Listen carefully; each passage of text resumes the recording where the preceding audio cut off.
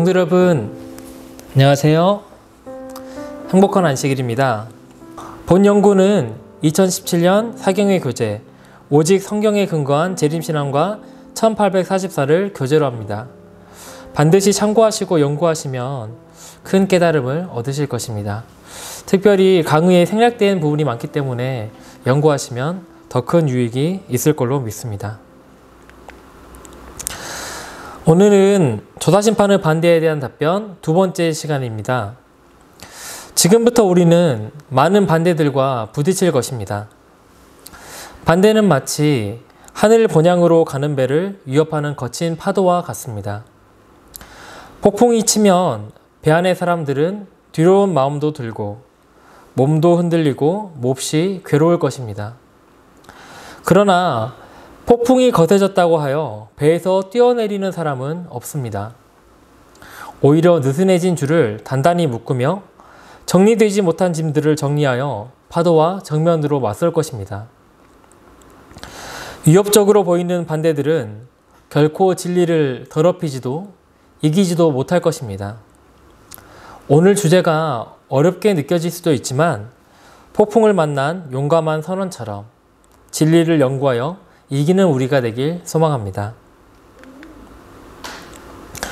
오늘 첫 번째 반대는 다니엘서 8장 14절에 성소가 정결하게 되리라 번역이 정확하지 않다는 것입니다.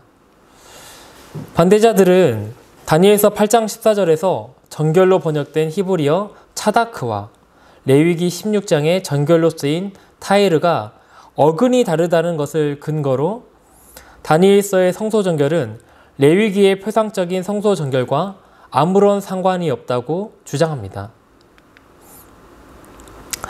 실제로 최근 몇몇 번역본들은 다니엘서 8장 14절을 정결하게 되리라고 번역하는 대신 올바로 될 것이다 혹은 복구되리라라고 번역하였습니다.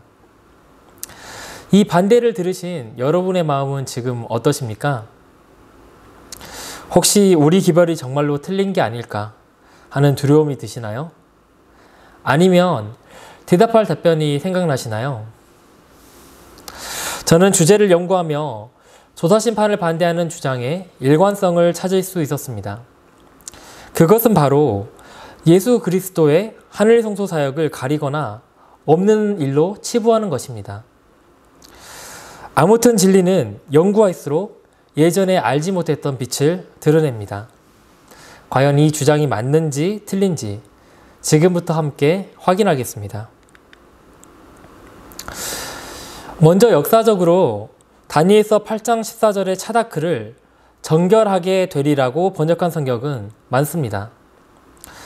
1568년 발견된 비숍 성경, 제네바 성경, 테버너 성경, 그레이트 성경, 매튜 성경, 카버데일 성경, 종교개혁의 위대한 선구자 존 위클리프가 번역한 위클리프 성경까지 종교개혁 시대 전후로 많은 성경들이 차다크를 정결하게 되리라 라고 번역하였습니다.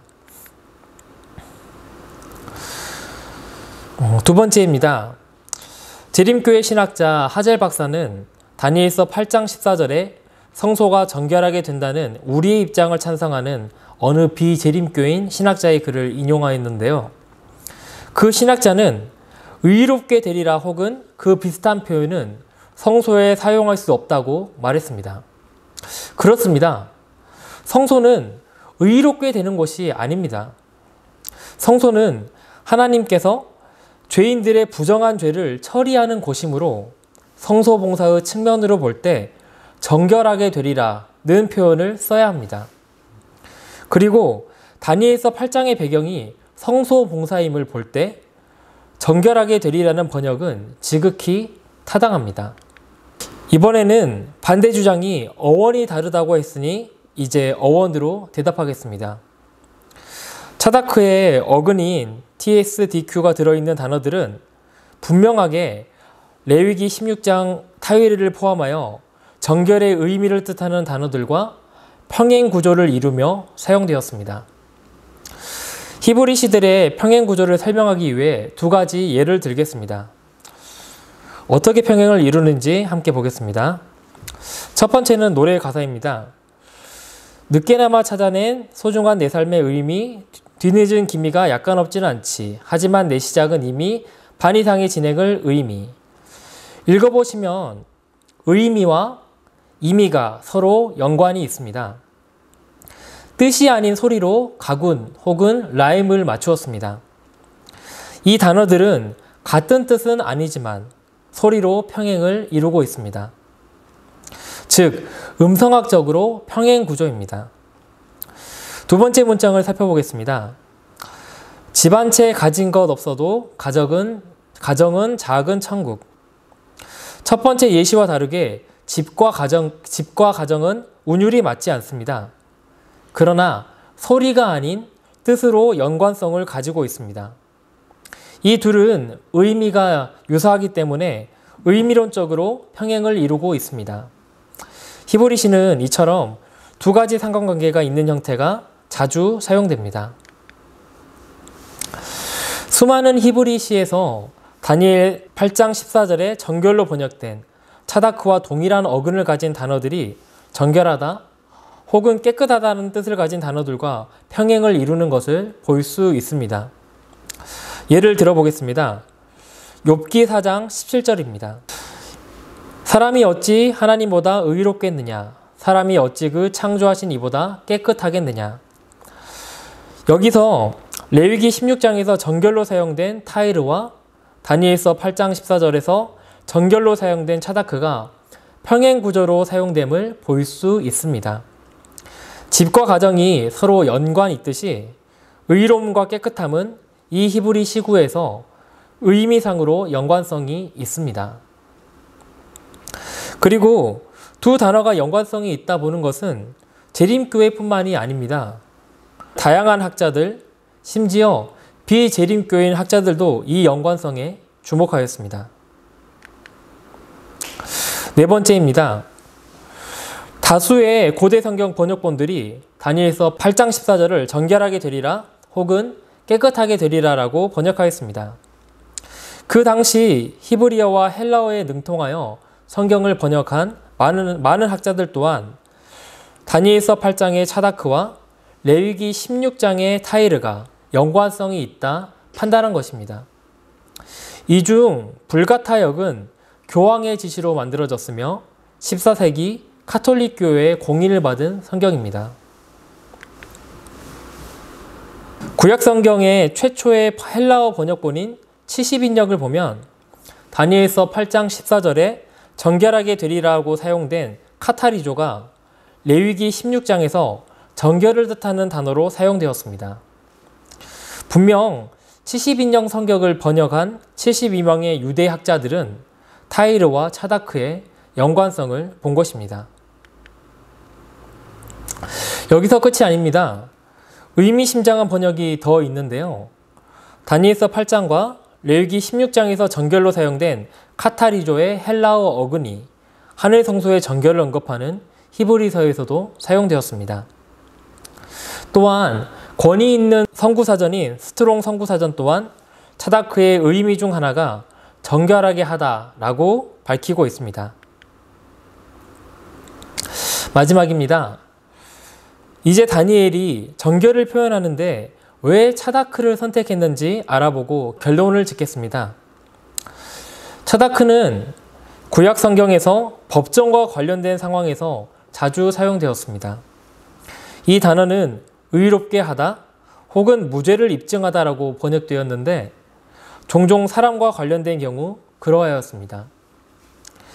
재림교회 신학자 하젤 박사는 다니엘이 종말 때에 있을 우주적인 심판의 배경에서 밀접한 연관이 있는 하늘 성소의 정결이라는 측면을 효과적으로 전달하기 위하여 차다크를 선택한 것이 아닌가 추측합니다. 즉, 다니엘은 성소 정결과 더불어 심판의 개념을 표현하기 위해 특별히 차다크를 선택한 것입니다. 이제 두 번째 반대입니다. 두 번째 반대는 다니엘서 8장 작은 뿔의 정체가 안티오쿠스 4세 에피파네스라는 주장입니다. 많은 개신교회는 다니엘서 7장의 작은 뿔은 로마 교원권이라 해석하지만 다니엘서 8장의 작은 뿔은 안티오쿠스 4세 에피파네스로 해석합니다. 다니엘서 8장 14절에서 작은 뿔은 성소를 헐었는데 안티오쿠스 4세가 실제적으로 성소를 모독하였고 추후 유대인들이 독립전쟁을 일으켜 성전을 정결하게 했기에 다니엘서 8장의 예언은 역사적으로 성취되었다 주장합니다. 과연 이 주장이 맞는지 살펴보도록 하겠습니다. 먼저 안티오쿠스 4세에 대해 간략히 알아보겠습니다. 그는 알렉산더 대왕 사후 4분할된 제국 중 하나인 셀루쿠스 제국의 8대 왕입니다. 어린 시절은 로마에서 포로 생활을 했고 간계로 왕의 자리에 오른 후 주전 170년 예루살렘을 점령해 대학살을 자행하고 성전에 제우스 신상을 세우고 돼지 피를 뿌리는 등 여러 차례 성전을 심각하게 모독하였습니다. 그러다 주전 164년 유대인들은 마카비 독립혁명을 일으켜 예루살렘을 탈환했고 그는 그의 병에 걸려 사망합니다. 그의 생애는 얼핏 보면 다니엘서 8장의 작은 뿔처럼 보입니다. 그러나 정말로 그러한지 말씀으로 확인하겠습니다. 안티오쿠스 4세가 작은 뿔이 아닌 첫 번째 이유는 그는 강한 왕이 아니었습니다. 다니엘서 8장을 보시면 작은 뿔은 이전 세력인 메데 페르시아나 헬라 제국보다 더 크다고 예언되었습니다. 그렇다면 안티오쿠스 4세는 메데 페르시아나 헬라 제국보다 더 큰 왕이었을까요? 단언컨대 안티오쿠스 4세는 단 한 번도 그러한 세력을 가지지 못했습니다. 그는 헬라 제국의 일부만 다스렸으며 군대를 이끌고 이집트에 침공하였으나 로마가 물러나라고 엄중 경고를 하자 그는 아무 저항도 하지 못하고 돌아갔습니다. 당시 로마의 사자는 안티오쿠스 4세가 서 있는 곳에 선을 긋고 이 선에서 나오기 전까지 대답하라는 굴욕을 주었고 안티오쿠스 4세는 이때 로마에게 당한 분풀이로 예루살렘을 침공해 학살한 것입니다. 두 번째로 작은 뿔은 다니엘서 8장 23절에 내 나라의 마지막 때에 일어난다고 되어 있는데 안티오쿠스는 기원전 1세기의 인물입니다. 그리고 그는 8대 왕으로 주전 175년에서 주전 164년까지 통치하였는데 그 앞에 7왕이 있었고 그 후로도 23명의 왕이 더 즉위했습니다. 그는 아무리 봐도 내 나라 마지막 때 일어난 왕일 수 없습니다.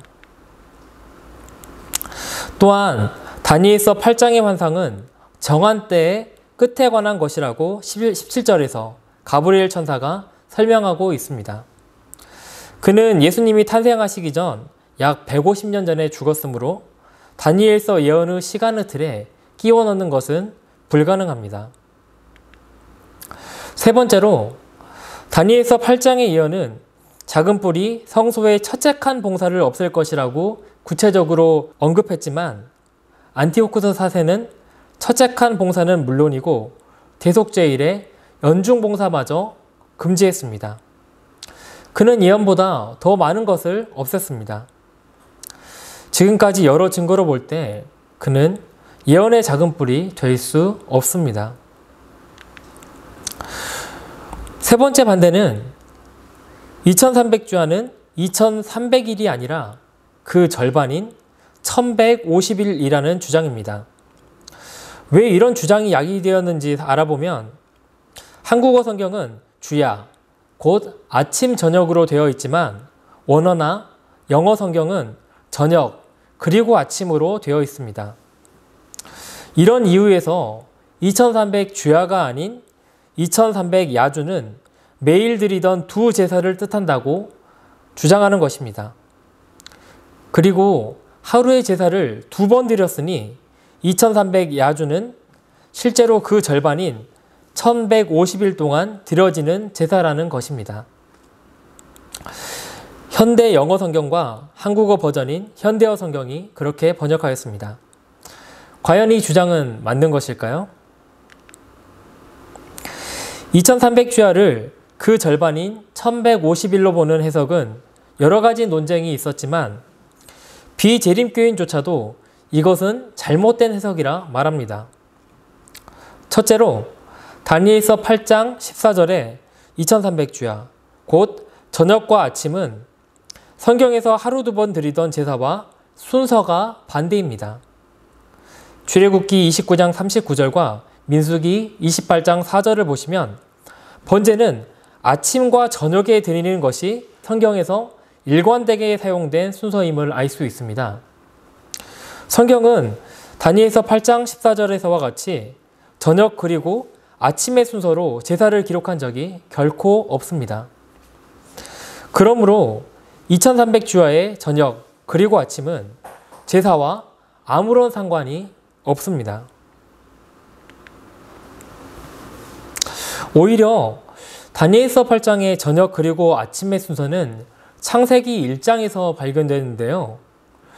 창세기 1장 5절을 보시면 저녁과 아침이 되니 첫째 날이더라. 즉 하루 전체를 기술하는 데 사용하는 법과 동일함을 알 수 있습니다.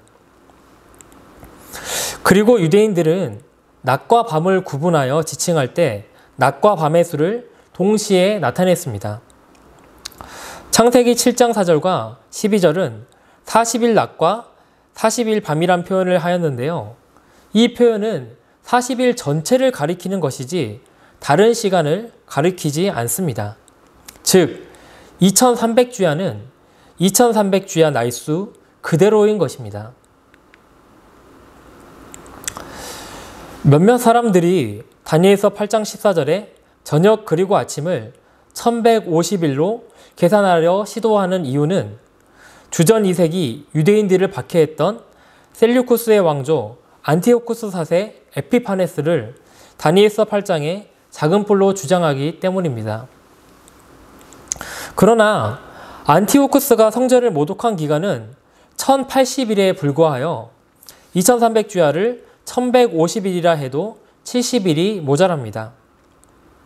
그리고 2300주야를 날수로 계산하면 6년하고도 140일이 되는데 이 시간적 틀에 맞출 수 있는 사건은 역사적으로 없습니다. 안티오쿠스 4세를 작은 뿔로 해석하면 이 시간의 틀은 절대적으로 정확할 수 없습니다. 왜냐하면 그는 작은 뿔이 아니기 때문입니다. 이제 마지막 답변입니다. 히브리서를 논하지 않고서는 1844년을 거부하는 자들과의 논쟁을 끝낼 수 없습니다. 반대자들은 히브리서를 증거로 들어 그리스도는 승천 후 즉시 성소의 둘째 칸, 지성소에 들어가셨다고 주장합니다. 그들은 히브리서 9장 12절의 성소를 지성소로 번역한 새국제역과 공동 번역을 들이대며 그리스도는 주 31년 이래로 지성소에 머무르시며 1844년 이후 그리스도께서 지성소에 들어가셨다는 재림교회 해석은 잘못되었다라고 주장합니다. 과연 타당한 주장일까요? 다들 힘을 내어 마지막 반대를 정면으로 돌파하겠습니다. 이번 주제는 답변하기 앞서 히브리서가 무엇을 말하고자 하는지 중심 주제를 통해 히브리서를 먼저 살펴보겠습니다. 히브리서가 기록된 이유입니다. 히브리서는 그리스도가 다른 어떤 것이나 어떤 다른 사람과 비할 수 없을 정도로 더 우월하다는 사실과 예수님이 새롭고 더 나은 시대, 새롭고 더 영적인 일을 시작하셨다는 사실을 가르치고 있습니다. 탈무드의 기록을 보시면 유대인들은 지구의 역사를 세 시대로 구분하였는데요. 히브리서는 율법의 시대에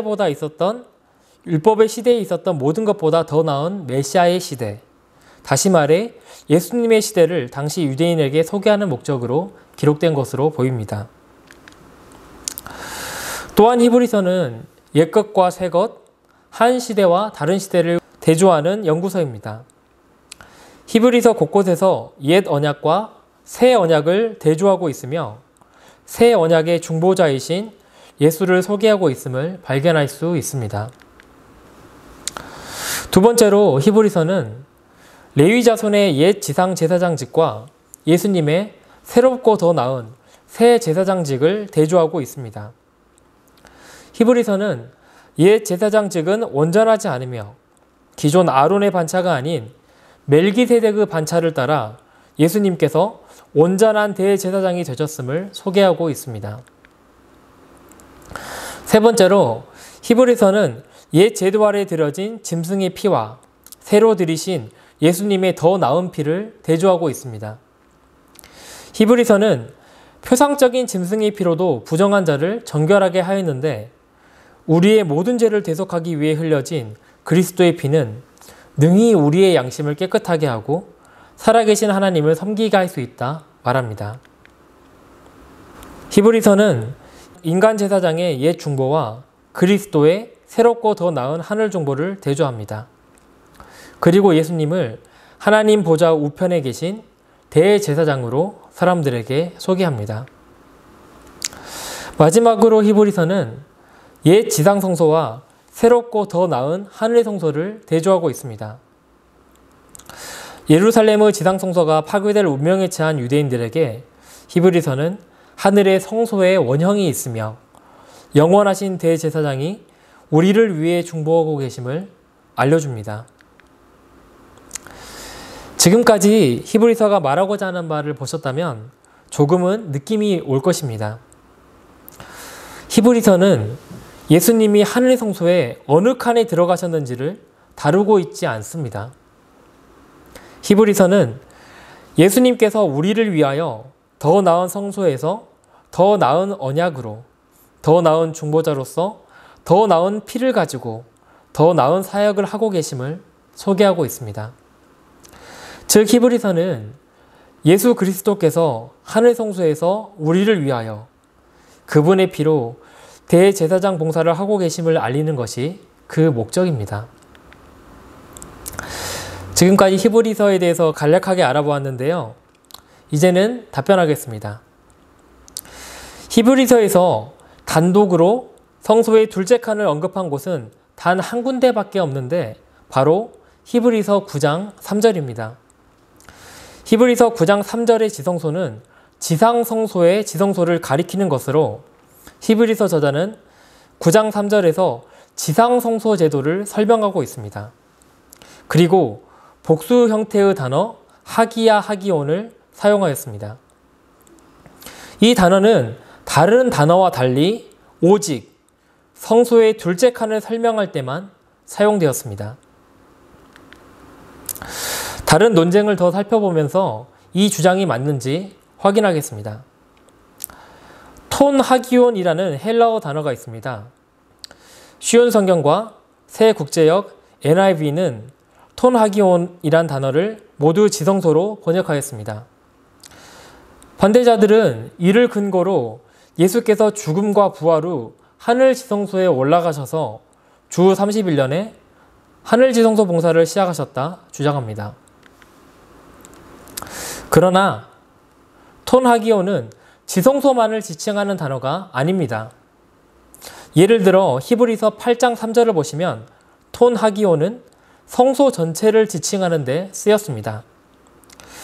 그리고 대부분의 성경들은 NIV와 쉬운 성경이 지성소로만 번역한 톤 하기온을 성소 또는 지성소로 번역하였는데 NIV나 쉬운 성경과 달리 번역하는 데 일관성이 없습니다.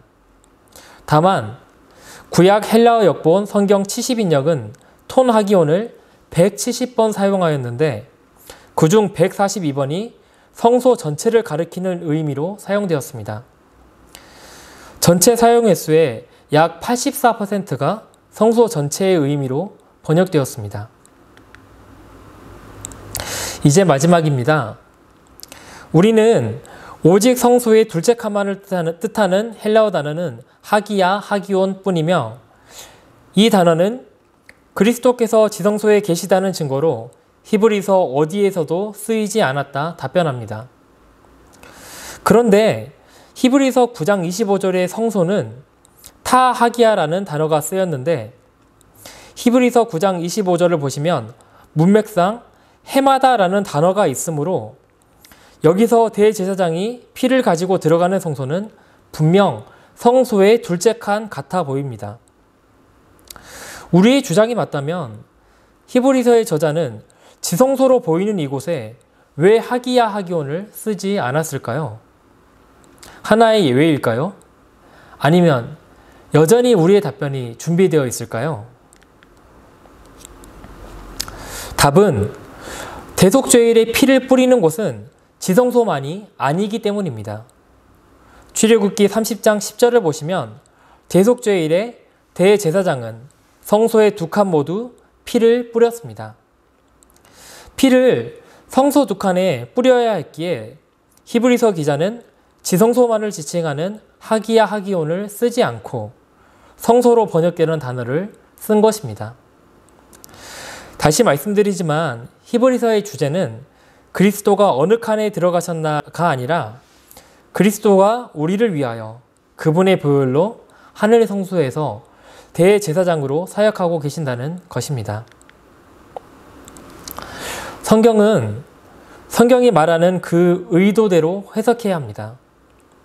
성경을 성경의 의도대로 해석하지 않고 자기 주장이 옳다고 주장하기 위해 가져다 붙인다면 마치 계시록 1장 10절을 예수님께서 안식일을 일요일로 변경했다 주장하는 것처럼 억지 주장을 하게 됩니다. 여기까지 오느라 수고 많으셨습니다. 아마 연구가 쉽지 않았을 거라 생각합니다. 강의하는 저조차 준비하며 이해가 되지 않는 순간이 많아 여러 번 자문을 구하기도 했고 기도하며 이해될 때까지 책을 읽고 또 읽었습니다. 저는 이해되지 않는 말씀을 들으면 때로는 마음에 부담이 되거나 또는 결국 나는 평신도인데 여기까지 알아야 하나? 라는 불편한 마음이 들 때도 있었습니다. 그러나 재림교회 창립자들의 이야기를 알게 되었을 때 저의 생각은 바뀌었습니다.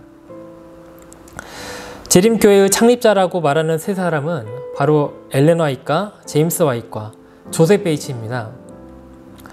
세 사람의 공통점은 학력이 정말 보잘것없다는 것입니다.